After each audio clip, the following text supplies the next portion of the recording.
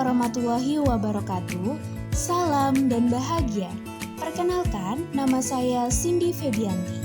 Saya mahasiswi PPG Prajabatan Gelombang 1 tahun 2023, bidang studi Pendidikan Pancasila dan Kewarganegaraan Universitas PGRI Adibuana Surabaya. Kali ini, saya berkesempatan untuk menyampaikan kampanye praktik baik untuk memenuhi tugas ujian akhir semester Perspektif Sosiokultural dalam Pendidikan Indonesia. Pada saat pelaksanaan praktik pengalaman lapangan atau PPL 1 yang dilaksanakan di SMK Negeri 3 Surabaya, saya berkesempatan untuk menerapkan pembelajaran scaffolding pada Zone of Proximal Development atau ZPD dalam memenuhi kebutuhan belajar peserta didik di kelas 10 TKP atau Teknik Konstruksi Perumahan. Intervensi terkait penerapan scaffolding pada Zone of Proximal Development atau ZPD, bahwa scaffolding itu sendiri adalah suatu teknik pengajaran di mana peserta didik diberikan sejumlah bantuan. Kemudian, secara perlahan-lahan diadakan pengurangan terhadap bantuan tersebut, hingga pada akhirnya peserta didik dapat menunjukkan kemandirian yang lebih besar dalam proses pembelajaran. Selanjutnya, scaffolding adalah metode mengajar dengan jalan menyesuaikan tingkat dukungan guru agar sesuai dengan potensi kognitif seorang peserta didik. Peserta didik yang mengalami kesulitan menguasai materi dalam sebuah mata pelajaran akan mendapatkan bimbingan lebih. Metode scaffolding ini merupakan konsep dari Zone of Proximal Development atau ZPD.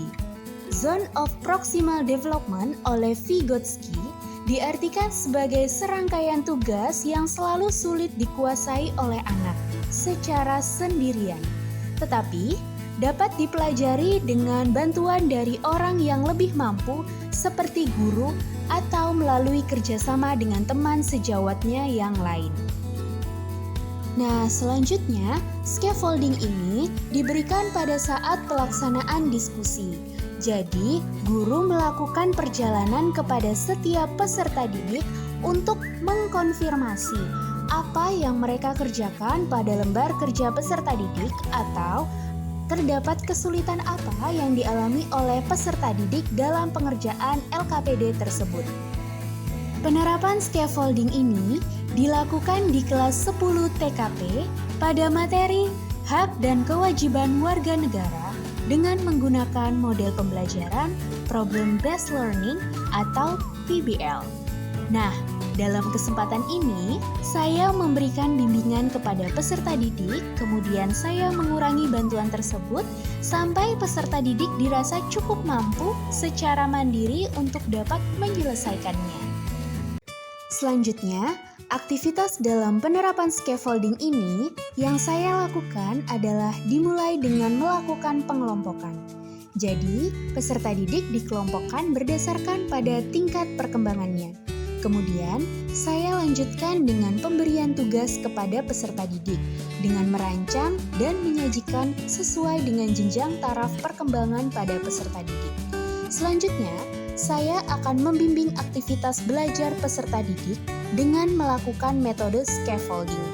Dan yang terakhir, saya melakukan evaluasi dengan peserta didik terhadap pelaksanaan kegiatan pembelajaran.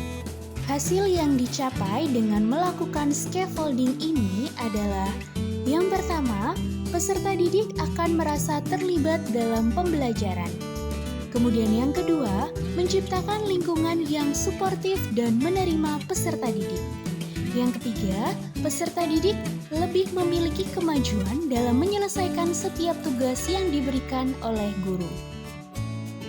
Selain itu, hasil yang dicapai dalam penerapan scaffolding ini adalah peserta didik akan terlibat aktif dalam diskusi dengan memberikan pertanyaan-pertanyaan kepada kelompok presentasi, sehingga membuat pembelajaran menjadi terpusat kepada peserta didik.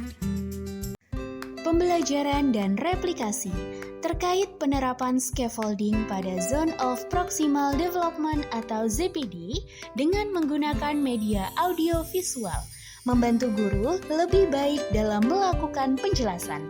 Dalam hal ini, guru dapat mendorong peserta didik untuk mengilustrasikan konsep mereka sendiri. Dengan penerapan ini pula, secara kedepannya, kemampuan peserta didik dapat berkembang hingga tercapainya tujuan pembelajaran.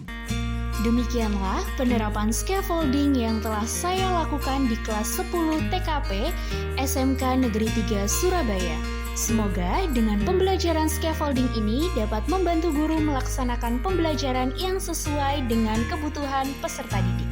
Salam dan bahagia!